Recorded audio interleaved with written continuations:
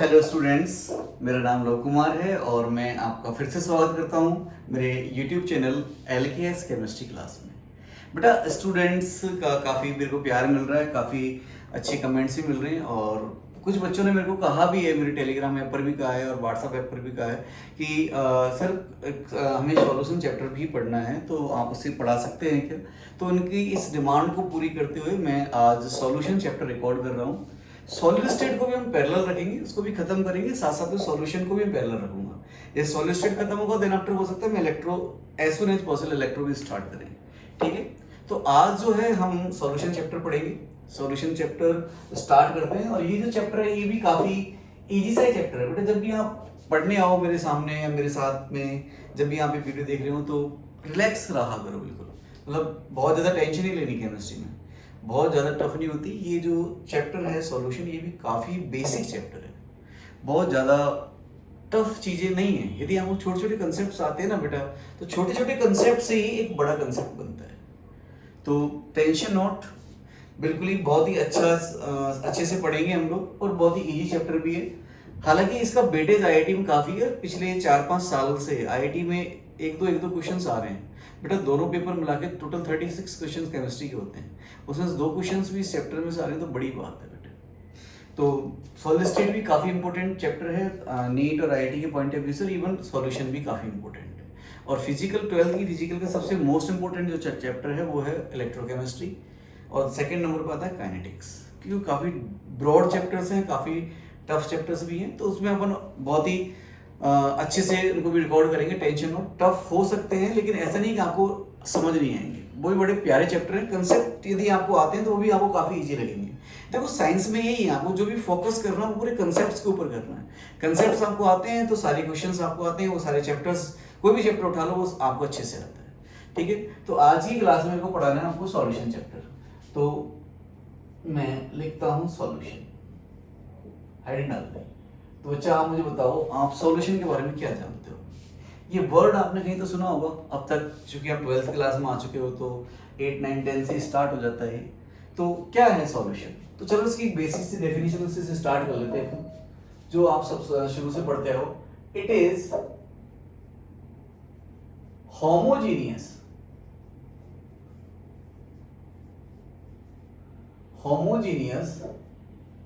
Mixture of two or more substances.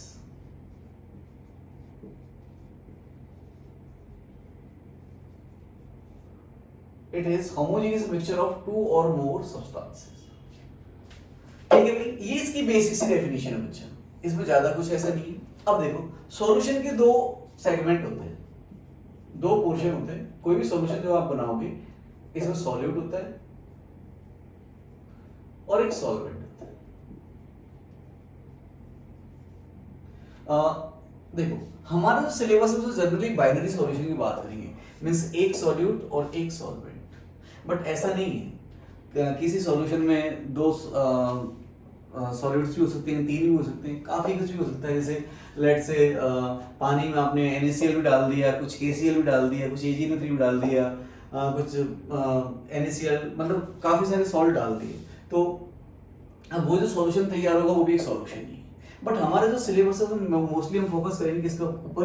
Binary solutions के ऊपर। ठीक है, अब सॉल्यूट और सॉल्वेंट किसे कहेंगे बेटा? कोई भी कंपोनेंट जो एक्सेस अमाउंट में प्रेजेंट होता है वो सॉल्वेंट होता है, और जो लिमिटिंग अमाउंट में होता है वो सॉल्यूट होता है। अब आपको सर इक्वल हो गया तो क्या होगा? मान लो अमाउंट वाइज इक्वल हो गए तो फिर कैसे करेंगे? तो बेटा उस टाइम पे जनरली सॉलिड को सॉल्यूट मानते हैं और जो लिक्विड है उसको अपन सॉल्वेंट मानते हैं। जैसे मान लो 50 ग्राम वाटर और 50 ग्राम आपने शुगर ले लिया, ठीक है, मतलब बाई वेट आप इसको देख रहे हो, तो जो सॉलिड है वो सॉल्वेंट कहलाएगी, जो लिक्विड है वो सॉल्वेंट कहलाएगा। Is that clear? अब देखो इस सॉल्यूट और सॉल्वेंट की बिहाफ पर टोटल 9 टाइप्स के सॉल्यूशन पॉसिबल है बच्चा। 9 टाइप्स के कैसे? देखो जैसे मैं आप बताऊं कि इधर लिख दिया सॉल्यूट की 3 फेज हो सकते हैं, सॉलिड, लिक्विड और गैस। ऐसे ही सेम सॉल्वेंट की भी 3 फेज पॉसिबल हैं, सॉलिड, लिक्विड और गैस। अब आप इसमें से कोई एक उठा लो, जैसे हमारे सिलेबस में ये liquid solution, liquid solution, our syllabus.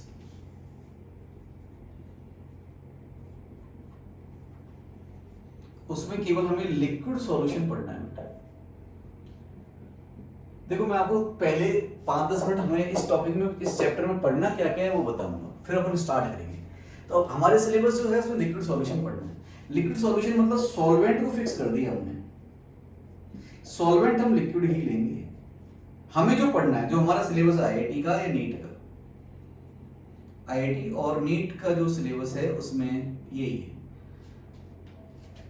Solvent तो हमने ले लिया लिक्विड, और सॉल्यूट हम कुछ भी ले सकते हैं बेटा।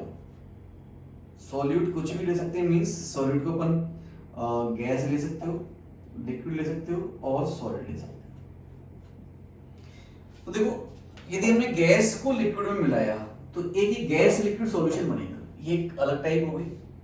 लिक्विड को लिक्विड में मिलाया, ये एक अलग टाइप हो गई। और सॉलिड को लिक्विड में मिलाया, ये सॉलिड है बेटा, यहाँ पे ना सॉलिड है। सॉलिड को लिक्विड में मिलाया तो एक अलग टाइप हो गई। तो ऐसे एक पर्टिकुलर सॉल्वेंट से 3 सॉल्यूशंस पॉसिबल हैं।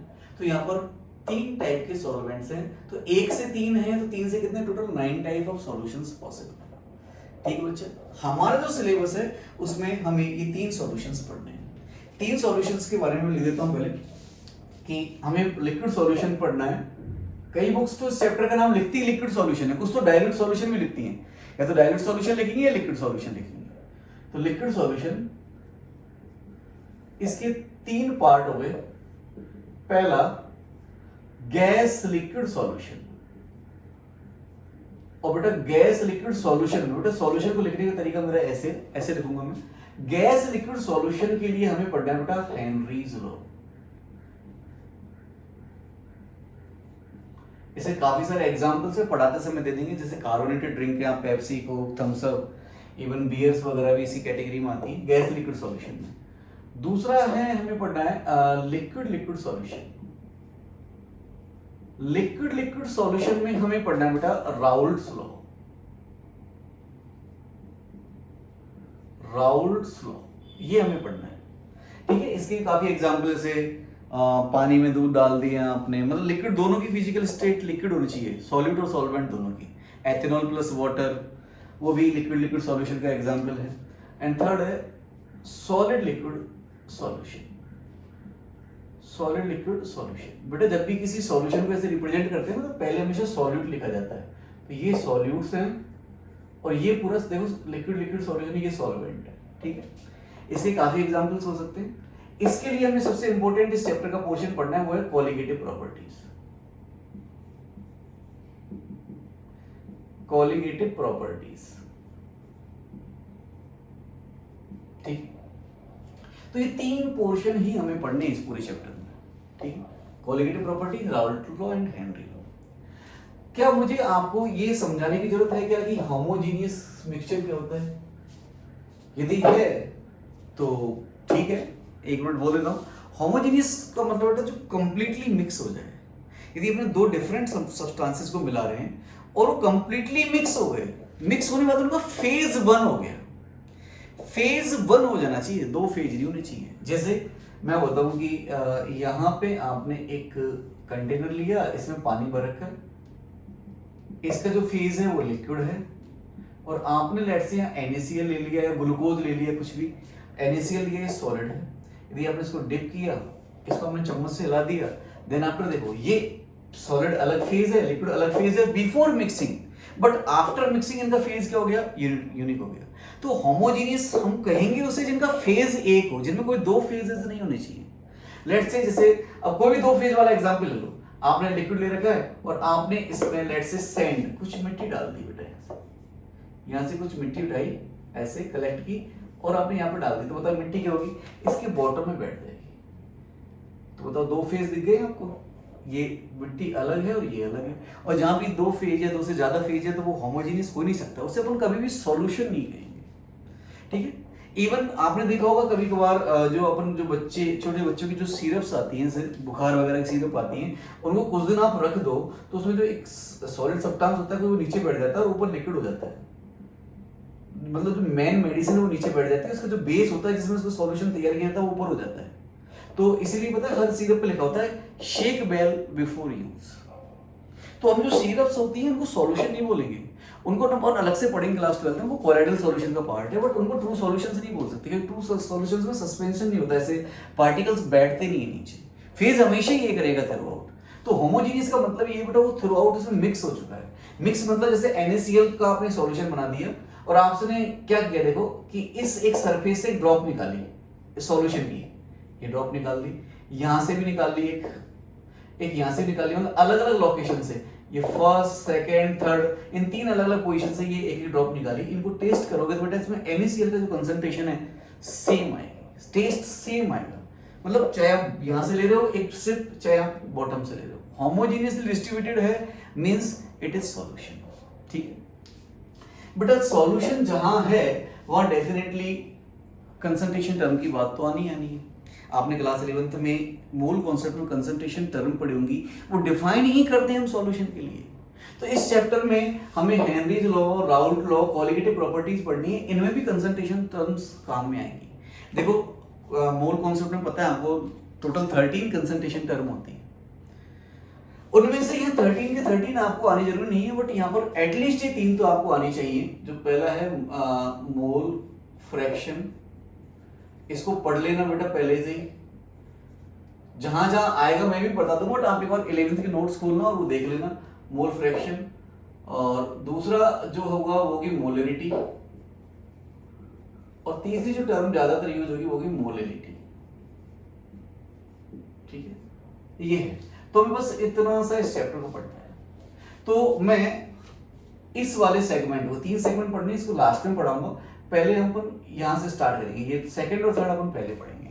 बेटा सेकंड और थर्ड लिक्विड लिक्विड सॉल्यूशन और सॉलिड लिक्विड सॉल्यूशन को समझने के लिए हमें वेपर प्रेशर एक टर्म है वो आनी चाहिए। तो overall liquid liquid solution, Raoult law तो पूरा वेपर प्रेशर का ही खेल है, इसमें भी काफी सारी चीजें वेपर प्रेशर से ही एक्सप्लेन होंगी। तो सबसे पहले मैं आपको वेपर प्रेशर पढ़ा देता हूँ। ठीक है, तो मैं अब इस चैप्टर को स्टार्ट करने जा रहा हूँ बेटा, मैं पढ़ा रहा हूँ आपको वेपर प्रेशर। ठीक, तो आप रेडी रहिए।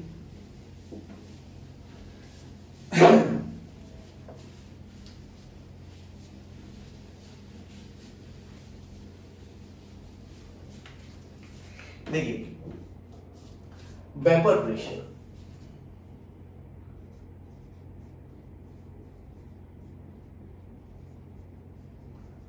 नाम से क्लियर है, प्रेशर एक्सर्टेड बाय वेपर्स, और वेपर्स किसकी बनेगी, लिक्विड की बनेगी।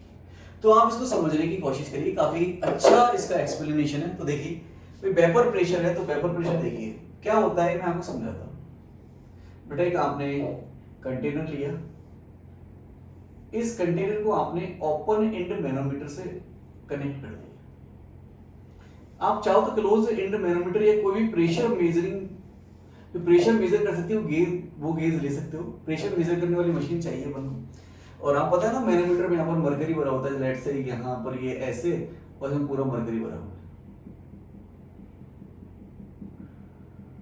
और ये वाल्व ओपन है और क्लोज नहीं है। तो यहाँ पर देखो एक्सटर्नल प्रेशर जो है P एक्सटर्नल, ये 180 m, और अब ये दोनों देखो, ये दोनों मरकरी लेवल्स एक ही लाइन पर है। पता है ना आपको बेटा, फिजिक्स में पढ़ा हुआ आपने क्लास 11 फ्लूइड में, एक लाइन पर प्रेशर क्या होते हैं, सेम होते हैं। तो यहाँ पर यदि 180 m प्रेशर है इस लाइन पर, इस जगह पर, इस सरफेस पर 180 m है, यहाँ पर भी क्या होगा बेटा 180 m होगा, मींस अंदर इसका प्रेशर भी कितना है 180 m। ठीक है, मतलब खाली अभी बर्तन मैंने अब इसमें लिक्विड भर दिया बेटा, कोई लेट्स से मैंने ए लिक्विड भर दिया, दिस इज लिक्विड ए। अब होगा क्या कि जैसे जैसे टाइम पास होगा, तो टाइम जैसे जैसे पास होगा तो ये कोई भी दुनिया का लिक्विड ले लो, उस लिक्विड की टेंडेंसी होती है वेपर बनाने की, तो लिक्विड से वेपर बनाना स्टार्ट करेगा बेटा। अब ये वेपर बनाएगा तो यहाँ पर पहले जो प्रेशर था उससे ज्यादा प्रेशर लगाएगा भैया, क्यों, वेपर्स बन गई, तो वेपर्स बन गई तो इधर जाना स्टार्ट करेंगी, तो ये इधर आएंगी तो इस लेवल पर, इस वाले लेवल पर प्रेशर लगाएंगी, वेपर्स बन गई ना, यहाँ से गैस बन गई, गैस इधर आएगी, यहाँ पर प्रेशर लगाएगी, तो प्रेशर लगाएगी तो क्या होगा उस टाइम पर, ये जो लेवल है वो डाउन होगा बेटा। तो मैं इसको इरेज कर देता हूँ यहाँ से, ये लेवल डाउन हो गया, और ये जो लेवल है ये अप होना स्टार्ट हो जाएगा। ऐसे मान लो कुछ ऐसा हो गया, ऐसा होता जा रहा है, अब आप कहोगे सर ऐसे तो ये जो मरकरी है इसमें से बाहर ही निकल जाएगा, बिकॉज ये वेपर्स तो बनती हुई चली जाएंगी और वेपर्स बनेंगी तो ये तो बाहर ही निकल जाएगा। मैं तो ऐसा नहीं है, ये देखो प्रैक्टिकली ऐसा मेजर किया कि कुछ देर तक तो ये लेवल बढ़ता है इस मरकरी का, कुछ देर बाद अपने आप ही रुक जाता है। रुक जाता है का मतलब क्या हुआ कि भाई अब वो जो प्रेशर है वो कांस्टेंट हो गया। वो कांस्टेंट कैसे हो गया उसको अपन को समझना है। तो देखो अब ये मरकरी इसमें यहां तक नीचे गया है, तो मैं यहां लाइन खींच देता हूं। अब बेटा इस लाइन पर देखो एक लाइन पर प्रेशर सेम होते हैं, तो अब चूंकि इसका लेवल तो यहीं तक खत्म, यहीं से स्टार्ट हो रहा है अब तो जो प्रेशर यहां पर है वही प्रेशर यहां पर है। अब देखो ये पॉइंट ए कह दिया और ये पॉइंट बी कह दिया, हमने गैस स्टेट पढ़ रखा है। इस पॉइंट ए पर प्रेशर 1 atm से ज्यादा होगा, तो 1 atm तो ऊपर से प्रेशर है ही है, और जो लिक्विड कॉलम है जिसमें मरकरी की हाइट h सेंटीमीटर चढ़ी है, मान लो h सेंटीमीटर ऑफ Hg चढ़ गया, बताओ पॉइंट ए पर प्रेशर क्या हो जाएगा? प्रेशर एट पॉइंट ए कैसे पढ़ा था बताओ अपन ने इसको? 1 atm कितना होता है बेटा? 76 सेंटीमीटर ऑफ Hg। और मैंने आप लोगों ने पढ़ा होगा, मैंने मेरे स्टूडेंट्स को पहले जब ऑफलाइन पढ़ाया करता था तो पढ़ाया था कि प्रेशर को आप ज्यादातर इस हाइट में मेजर किया करो, ज्यादा इजी हो जाते हैं क्वेश्चन। तो यहाँ पर पीए पर जो प्रेशर होगा वो 76 plus H centimetre of Hg, ठीक है, जो ग्रेटर है 1 atm से, 1 atm से ज्यादा है। जब यहां पर प्रेशर इतना है तो पीबी इस पॉइंट पर भी प्रेशर कितना होगा बेटा? इतना ही होगा इस पॉइंट पर भी, ठीक है नहीं? ठीक है। तो देखो हुआ क्या है कि पहले तो ये मरकरी लेवल सेम थे बेटा, क्योंकि कोई लिक्विड उस टाइम पर प्योर लिक्विड था, कोई वेपोराइजेशन नहीं हुआ था। लेकिन जैसे जैसे लिक्विड के मॉलिक्यूल्स वेपर में कन्वर्ट होना स्टार्ट हुए तो यहाँ पर वेपर्स बढ़ी, वेपर्स फिल होने लगी, उन्होंने इस मरकरी लेवल पर प्रेशर लगाया, इसको ऊपर चढ़ा दिया, ठीक। अब बात आती है रुक क्यों गया, ये कांस्टेंट क्यों हो गया, उसको अपन देखते हैं। तो लिक्विड से वेपर में जाना ये प्रोसेस कहलाता है बेटा वेपोराइजेशन। तो मैंने आपको पहले इसको समझ लिख देता हूं कि लिक्विड से, जैसे मान लो ए लिक्विड है, ये ए लिक्विड से ए वेपर में गया, तो ये जो प्रोसेस है ये कहलाएगा वेपोराइजेशन।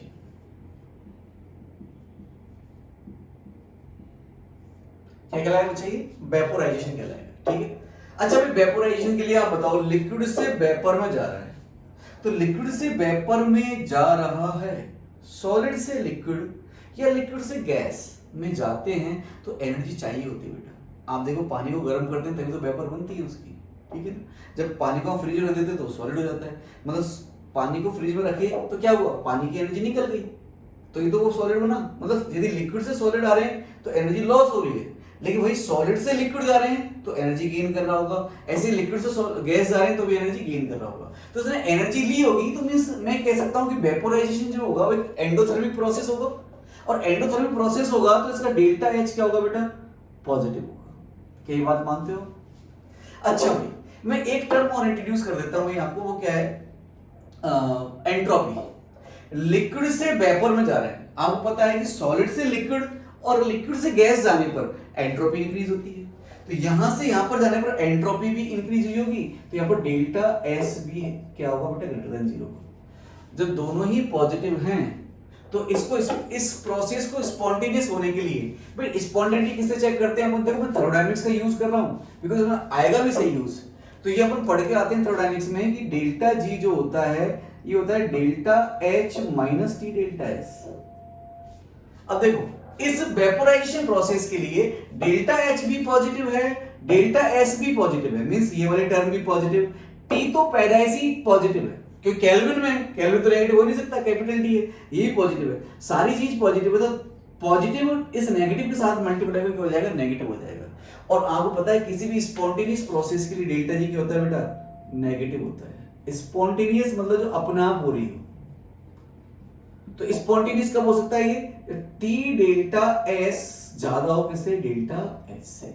बेटा ये इनइक्वालिटी पूछी जा सकती है कि बताओ वेपोराइजेशन के लिए दो थर्मोडायनामिकल पैरामीटर्स हैं या 3 थर्मोडायनामिकल पैरामीटर्स हैं, टेंपरेचर, एंट्रोपी चेंज और डेल्टा एच, इनके बीच में क्या रिलेशन होना चाहिए? तो बेटा ये होना चाहिए फॉर वेपोराइजेशन।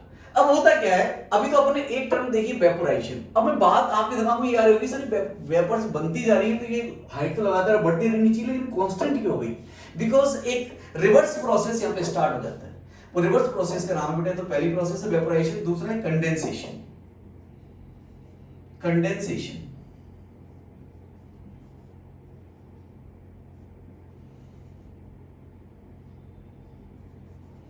कंडेंसेशन। अब कंडेंसेशन क्या होता है बेटा, वेपर का लिक्विड में कन्वर्ट होना, दिस इज कंडेंसेशन। अब देखो वेपर से लिक्विड, अब होता क्या होगा कि जैसे यहाँ पर वेपर्स बनी, काफी वेपर्स बनी, तो यहाँ आपस में क्या होगी, टकराएंगे बेटा। और हमने गैसेस स्टेट में चीज पढ़ के आए हैं, जब गैस मॉलिक्यूल्स की जो या वेपर मॉलिक्यूल टक्कर होती है परफेक्टली इलास्टिक होती है, तो जब वो टकराएंगे आपस में, कंटेनर की वॉल से भी टकराएंगे, तो जब कंटेनर की वॉल से टकराएंगे तो अपनी सारी एनर्जी कंटेनर की वॉल को दे देंगे, तो वो एनर्जी जिससे लॉस होती रहेगी, तो वो वेपर से भी एनर्जी लॉस हुई। देखो एनर्जी दी अपन ने, डेल्टा एच पॉजिटिव है, एनर्जी दी इसको, मान लो गर्म कर दिया मैंने, तो लिक्विड से कहां चला जाएगा, वेपर में। ठंडा कर दिया, ये इस वेपर ने अपनी एनर्जी लॉस कर दी, तो किस में आ जाएगा, वापस से लिक्विड में आ जाएगा। तो ये कंडेंसेशन प्रोसेस है, चलता रहेगा। मतलब ये भी स्टार्ट हो जाएगा, बट ये आफ्टर सम टाइम स्टार्ट होगा।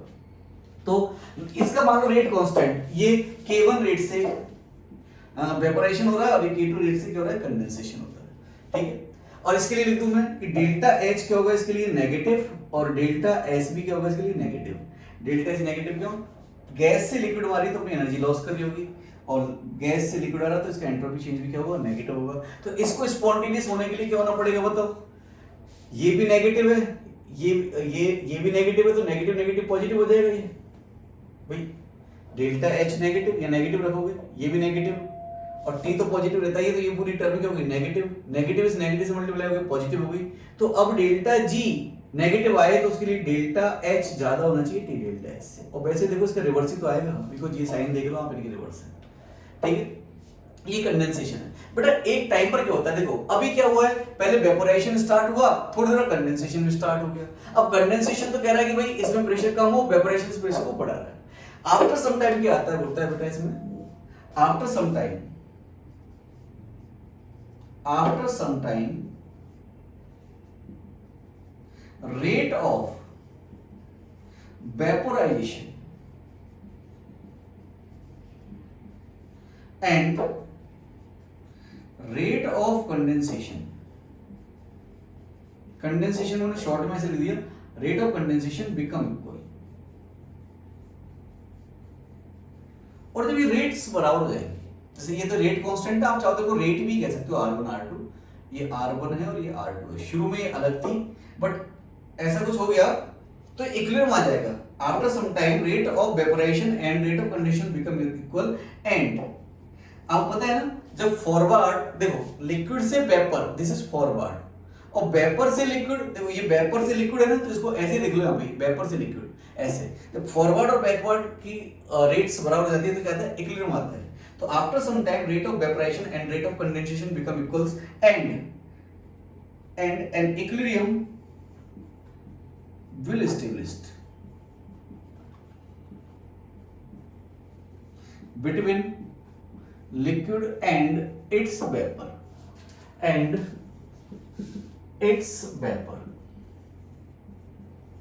ये बात सुनाएगी। तो क्या होगा, after some time a liquid, और ये अपन इक्विलिब्रियम को साइड लगा देंगे, ए वेपर में कन्वर्ट हो रहा। अब इक्विलिब्रियम पर क्या होगा कि जितना वेपर बनी उतनी कंडेंस हो गई, जितनी वेपर बनी उतनी कंडेंस हो गई। तो आप समझ आ गया आपको। मान लो पहले इनिशियल में वेपोराइजेशन फास्ट था, 100 मॉलिक्यूल बन गए, उन्होंने ये चेंज ला दिया। अब उसके बाद में वेपोराइजेशन और कंडेंसेशन की रेट कांस्टेंट हो गई, तो जितने यहां से वेपर बन रही है उतने वापस से क्या हो रही है, कंडेंस हो रही है। तो यहां पर गैस मॉलिक्यूल का जो अमाउंट है, नंबर है, वो तो कांस्टेंट हो गया ना। जितना वेपर बना उतने क्या हो गए, कंडेंस हो गए। तो चूंकि यार नंबर ऑफ मोल्स कांस्टेंट हो गए, टेंपरेचर कांस्टेंट है, कंटेनर का ये वॉल्यूम है, ये भी कांस्टेंट है। जब वॉल्यूम कांस्टेंट, देखो वॉल्यूम कांस्टेंट, क्योंकि ये वाला जो पोर्शन है जिसमें गैस भरी है, वॉल्यूम कांस्टेंट है, पर्टिकुलर टेंपरेचर पर हम स्टडी कर रहे हैं, और नंबर ऑफ मोल्स भी कांस्टेंट हो गए, तो मतलब प्रेशर को तो अपना भी कांस्टेंट होना पड़ेगा फिर, PV = nRT से। V constant, N constant, T constant, R पैदाइशी कांस्टेंट, तो प्रेशर भी हो जाएगा, कांस्टेंट हो जाएगा। तो प्रेशर आकर रुक गया बेटा यहाँ पर, ठीक है। ये आपका इक्विलिब्रियम एस्टेब्लिश हो चुका है। यहाँ पर रेट ऑफ कंडेंसेशन और रेट ऑफ वेपोराइजेशन क्या होगी, इक्वल हो गई, ठीक है। तो बेटा अब मैं वेपर प्रेशर को डिफाइन करने जा रहा हूँ। वेपर प्रेशर क्या होता है, vapour pressure is the pressure is the pressure acting on the liquid surface. Vapor pressure is the pressure which acting on the liquid surface at equilibrium. At equilibrium, equilibrium word लगाना बहुत जरूरी है, ठीक है नहीं ठीक है। तो मैं डिफाइन कर देता हूं वेपर प्रेशर से पहले। चलो मैं पहले वेपोराइजेशन को डिफाइन कर देता हूं, या चलो पहले वेपोराइजेशन कर देते हैं। Vaporisation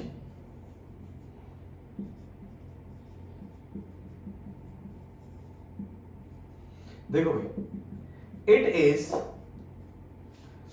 is spontaneous, it is a spontaneous process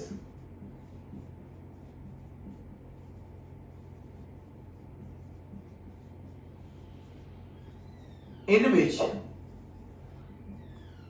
liquid converts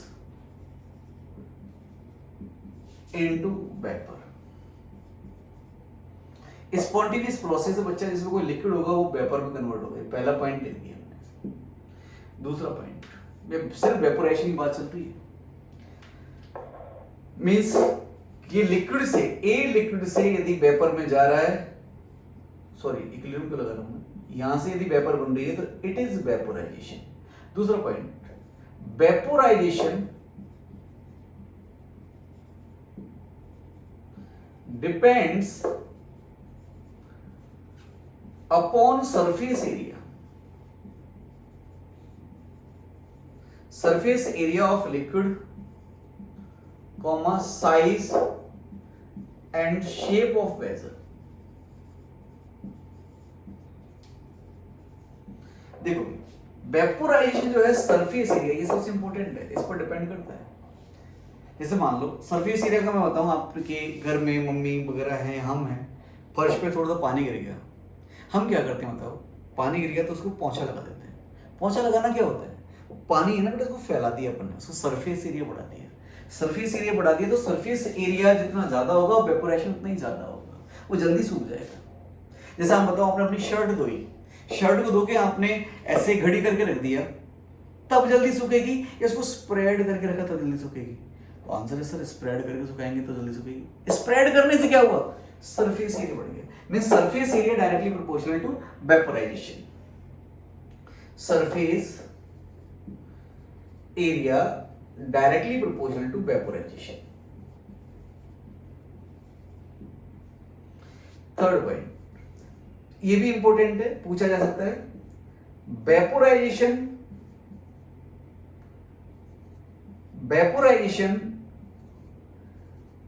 is a surface phenomena. मींस यहां पर जो वेपर्स जाएंगी वो केवल सरफेस की जाएंगी, सरफेस फिनोमेना बेटा। ऐसा नहीं कि अंदर वाले यहाँ के बटन में चल जाएंगे ना, सरफेस की। अब सरफेस की क्यों जाएंगे वो मैं बता दूंगा, चलो आपको। Vaporisation is surface phenomena. अब आप सोच रहे हो सर बॉइलिंग पॉइंट में तो ऐसे होता है, बॉइलिंग पॉइंट में भी तो लिक्विड से वेपर बनती है। तो देखो मैं दोनों में डिफरेंस बता रहा हूं कि वेपोराइजेशन एक सरफेस फिनोमेना है, केवल सरफेस के मॉलिक्यूल्स ही जाएंगे, whereas boiling point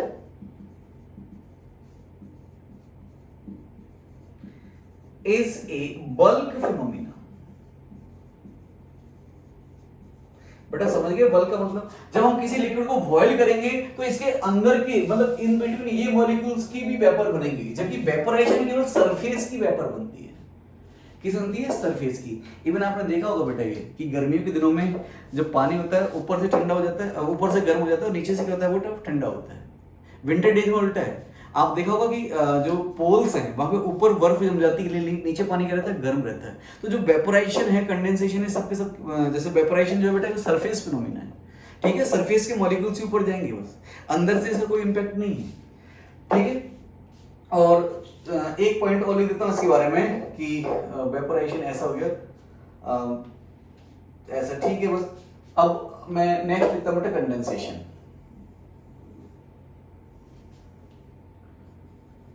कंडेंसेशन आप पूरा लिखेंगे, मैं ऐसे लिख रहा हूं शॉर्ट में कंडेंसेशन। कंडेंसेशन क्या होगा भाई, उधर समझा ही दिया था, मैं इसको डिफाइन कर रहा हूं बस। It is reverse of vaporisation.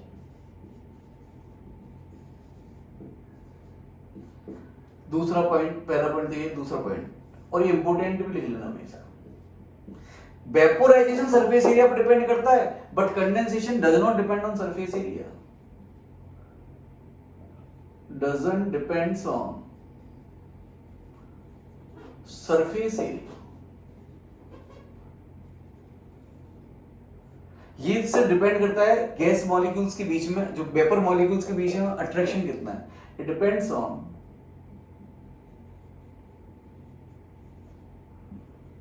Attraction between gas molecules, gas और वेपर मॉलिक्यूल्स, वेपर मॉलिक्यूल्स, ठीक। और देखिए भाई, ये 2 पॉइंट ही काफी है इसके लिए तो, और कंडेंसेशन लिख चुके हैं, उधर वेपर से किस मारा है, लिक्विड मारा है। देखो ये दोनों अलग अलग प्रोसेस है बेटा, वेपोराइजेशन की रेट R1 है, देखो इनके फैक्टर्स भी अलग अलग है, कि सरफेस एरिया पर डिपेंड कर रहा है, सरफेस एरिया पर डिपेंड नहीं कर रहा है। इसकी rate of reaction, rate of conversion वो है, वो R2 है, इसकी रेट ऑफ कन्वर्जन R1 है। हम वेपर प्रेशर तभी बोलेंगे जब इक्विलिब्रियम आ जाए, मतलब देखो अभी तो वेपोराइजेशन की रेट R1 है, कंडेंसेशन रेट R2 है, तो जब ये रेट बराबर होंगी तो इसमें क्या आएगा, इक्विलिब्रियम आएगा। और जो वेपर प्रेशर है बेटा, वो केवल इक्विलिब्रियम पर ही डिफाइंड है। Vapour pressure is defined at equilibrium only, ठीक है भाई। तो देखो मैं अब थर्ड लिख रहा हूं, वेपर प्रेशर। मैं इसको रफ कर देता हूं बेटा, वेपर प्रेशर को मैं डिफाइन कर देता हूं इतनी चीजें समझाने के बाद में आपको। तो देखो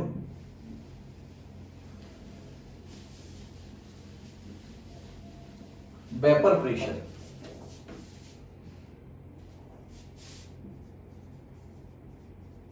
vapour pressure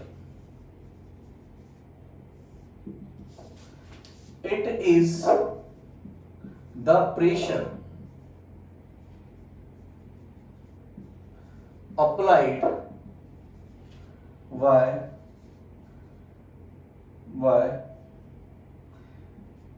vapor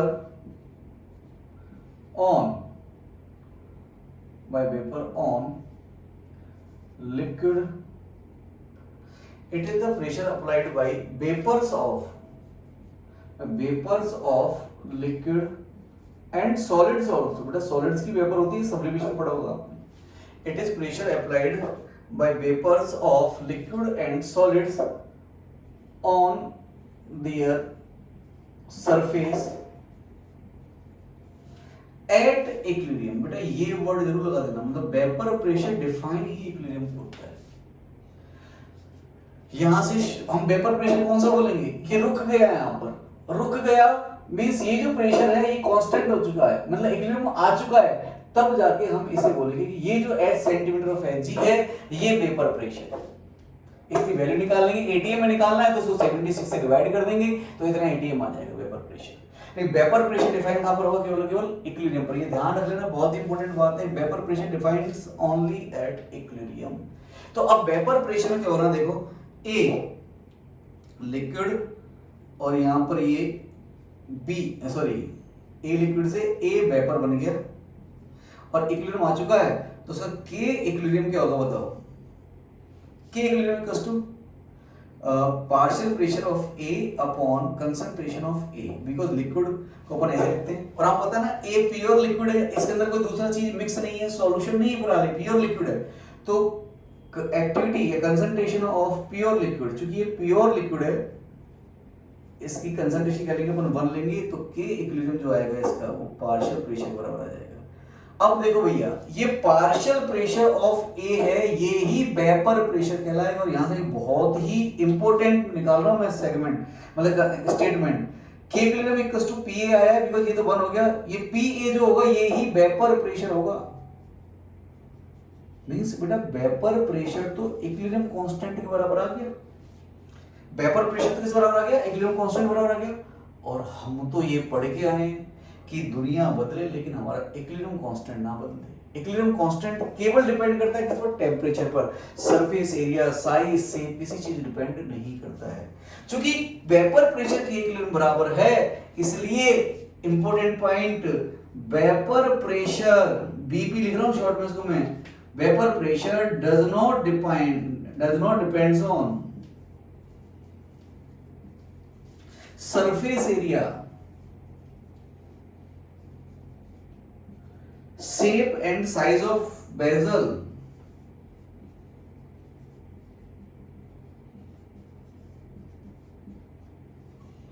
volume of vessel, और आप कह सकते हो कि जो वेपर मॉलिक्यूल्स है उनके बीच का अट्रैक्शन किसी चीज पर डिपेंड नहीं करता, etcetera.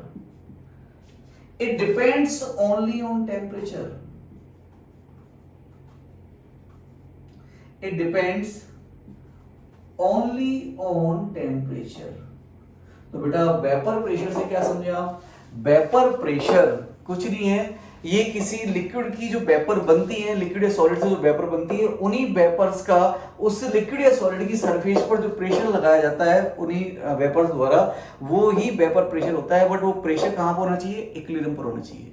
Vapour pressure is nothing, it is pressure applied by the vapours of a liquids or solid on it their surface at equilibrium। तो वेपर प्रेशर समझ में आ गई आपको। अब वेपर प्रेशर के बारे में कुछ जब बात यहाँ तक पहुंच गई है, ये इक्विलिब्रियम कांस्टेंट के बारे में बात भी अपन ने कर ली है, तो एक इसकी कुछ थर्मोडायनेमिक्स भी जान लेते हैं अपन। देखो थर्मोडायनेमिक्स ऑफ वेपर प्रेशर मैं रफी कर दूं पूरा, या फिर चलो यहीं रहने देता हूं। Thermodynamics of vapor pressure,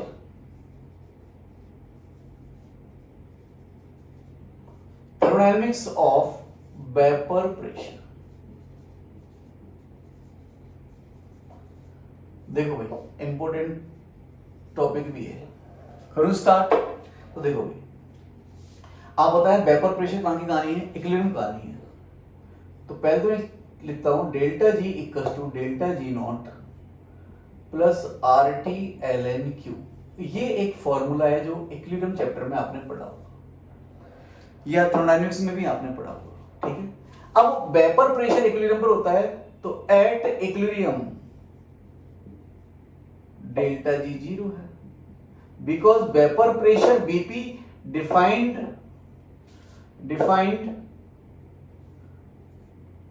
eight equilibrium only, केवल इक्विलिब्रियम पर डिफाइन करते हैं इसको।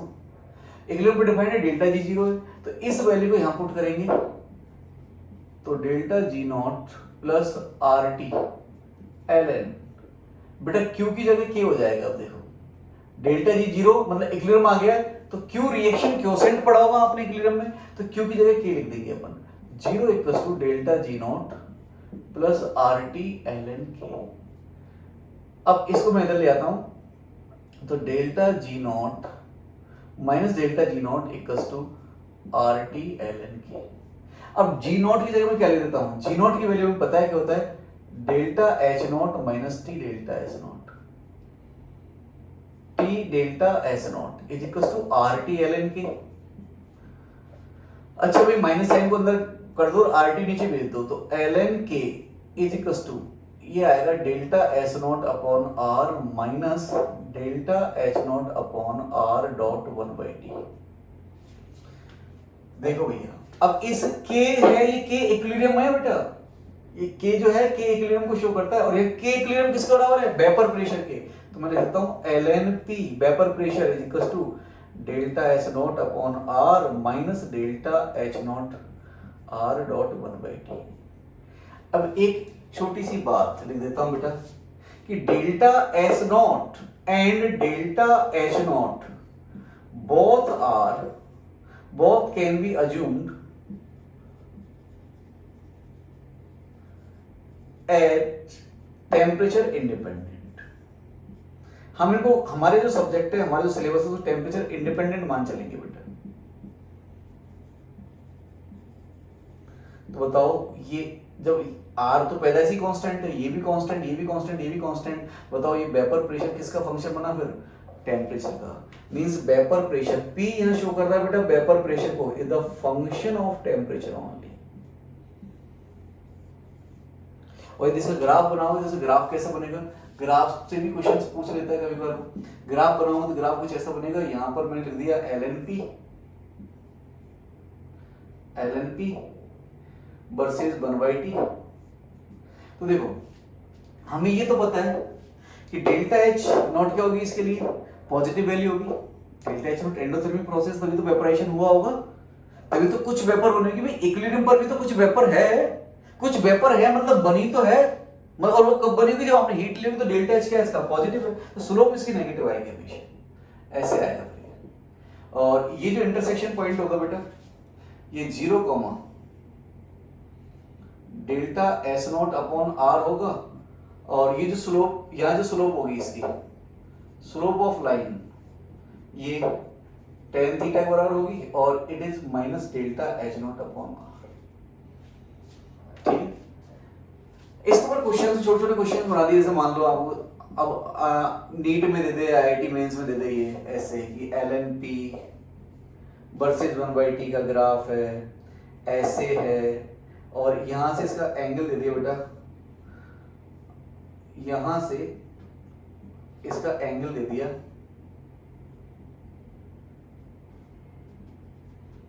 45 डिग्री। ठीक है भाई, और इस पॉइंट के दे दिए आपको 0,0.5 ऐसे दे दिए भाई, और ये ले दिया द ग्राफ शोज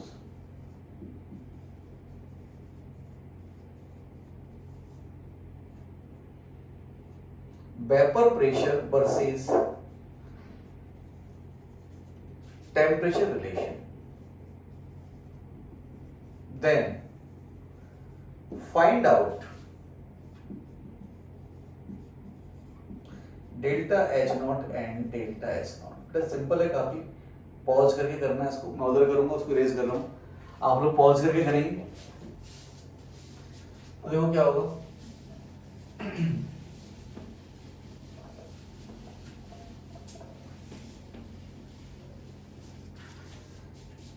बताओ स्लोप तो किसके बराबर है भाई, अपन ने लिखी दिखा देखो यहाँ पर minus delta H naught upon R के बराबर है।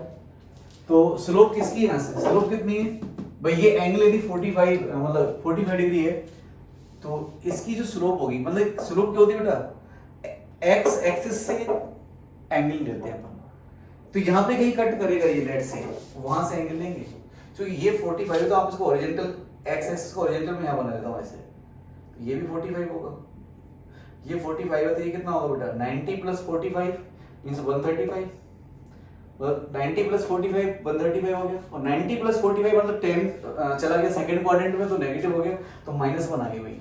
तो इसकी स्लोप जो आ गई है 10, सॉल्यूशन लिख रहा हूं मैं, स्लोप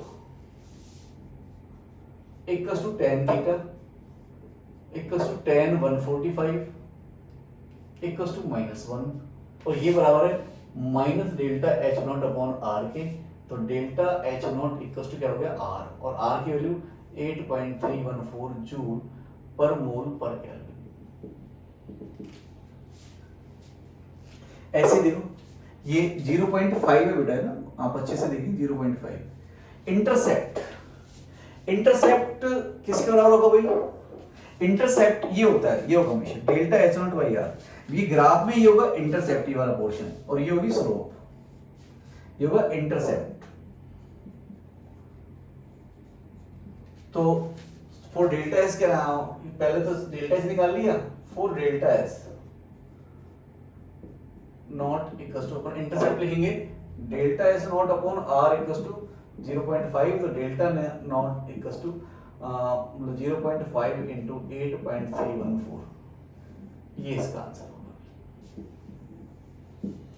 ठीक है, अच्छा भाई इस ग्राफ के अकॉर्डिंग एक चीज और देख लो इसमें, इस ग्राफ के अकॉर्डिंग क्या होगा, देखो यदि आप टेम्परेचर बढ़ा रहे हो,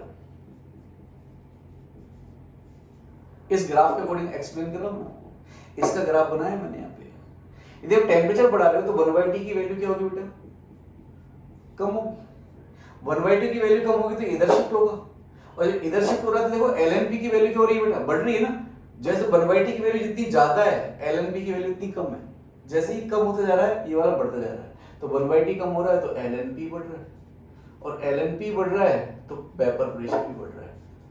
मतलब LNP बढ़ रहा है तो वेपर प्रेशर बढ़ रहा है, मीन्स टेम्परेचर बढ़ाने से वेपर प्रेशर हमेशा बढ़ेगा। आप देख लीजिए, गर्मी में पोंछा जल्दी सूख जाता है, जबकि सर्दियों में पानी देर से सूखता है। गर्मियों में कपड़े जल्दी सूख जाते हैं, सर्दियों में कपड़े देर से सूखते हैं। This is the concept. जब भी टेम्परेचर बढ़ाओगे 1/T की वैल्यू कम होगी, LNP की वैल्यू बढ़ेगी। LNP P क्या है यहाँ पर? वेपर प्रेशर, ये बढ़ता चला जाएगा। कभी कभार इसको LN की फॉर्म में से हटा करके लॉग की फॉर्म में लिखें तो पता है ना क्या करना है? 2.303 से मल्टीप्लाई कर देना, फिर फाइनली यहाँ पे डिवाइड कर देना, ठीक है। और यदि आपने आप ऐसे निकालना चाहते हो कि लेट्स से कि एक पर्टिकुलर टेम्परेचर पर किसी लिक्विड का वेपर प्रेशर x है, टेम्परेचर बढ़ा दिया तो उसका क्या होगा? तो वेपर प्रेशर निकालने के लिए क्या करो? सिंपल इसी उसका कंसेप्ट यूज कर लो, LNP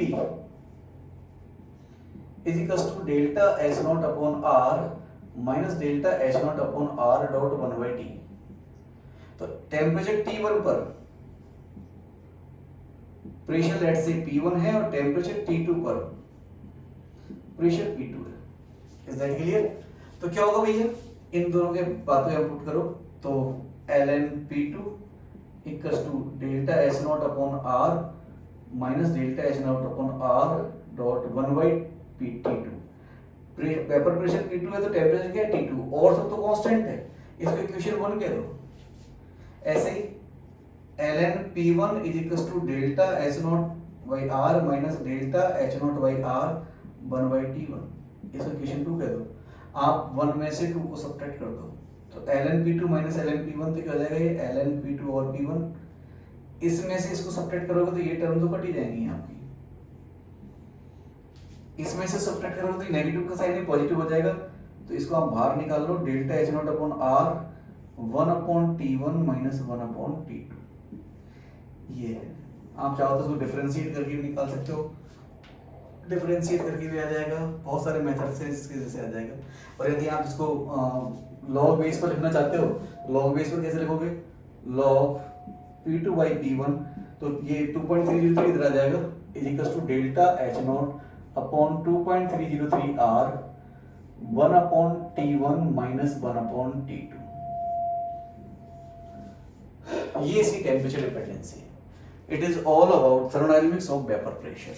अब मैं आपको पढ़ाऊंगा कि फैक्टर्स अफेक्टिंग वेपर प्रेशर वो क्या है, बेटा वो अपन नेक्स्ट लेक्चर में पढ़ेंगे। That's it for now. और मैंने जैसा कि बताया कि अभी जस्ट नया नया चैनल स्टार्ट किया है।